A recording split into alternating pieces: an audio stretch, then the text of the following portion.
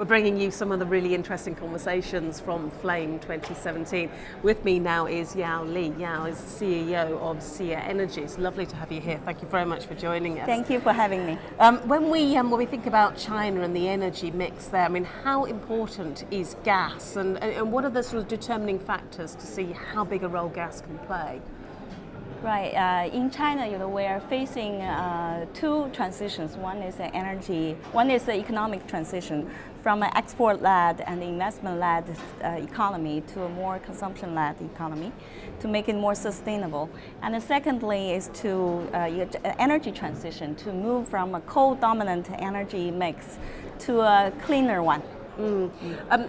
So gas, therefore, would play that sort of role there? Yeah, absolutely. Gas can help us, the increase of gas penetration in primary energy can help us combat the air pollution issues, as well as make the economy more efficient and sustainable going forward. Now, what's more important? Is it the pollution issue when it comes to sort of choosing the energy supply, pollution issue, or carbon?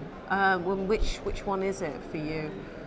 Actually, to be honest, both matters, but what matters more is the air quality, because this is something you can see on a daily basis.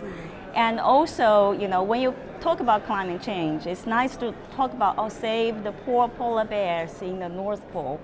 But when it comes to air pollution, it hurts your health, your children's health, your parents' health. So what is more relevant? That's definitely the air pollution issue. But of course, the two issues have a fairly large overlap. So to fight air pollution and can also, help us reduce the carbon emission. So a free ride, they complement each other, but the overlap and the free ride for both. But it is the pollution that maybe is more politically sensitive in a short cycle. For both short and medium and long-term cycle, because it hurts people's health, and ultimately it will hurt the political legitimacy of the communist rule. Let's look forward, say 5-10 years.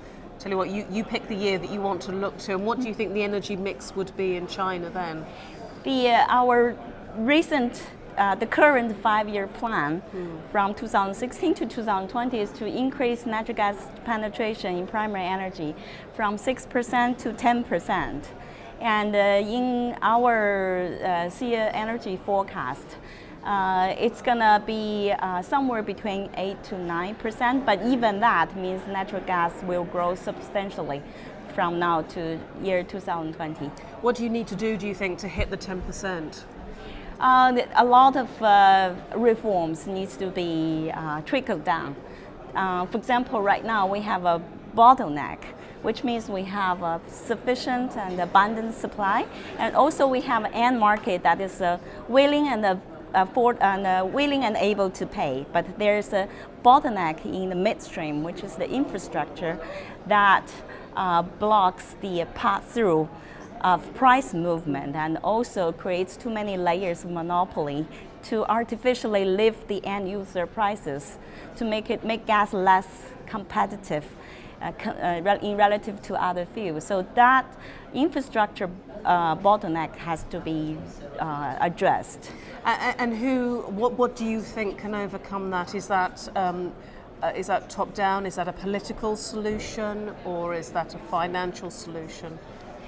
This is more like a policy solution. Right. Yeah, to unbundle the transport function and the sales function of a midstream company, and to force third-party access to infrastructure, both pipelines and LNG import terminals, and also to have more market-oriented price reforms to let supply and demand to decide our natural gas prices. More of a free market. Yeah, do you see that happening? Do you think that's a possibility? It is happening. It takes some time, especially on the infrastructure part, but the price reform will actually happen sooner than a lot of people expected. Okay. Thank you very much for speaking to us. Very interesting. Thank you. Thank you.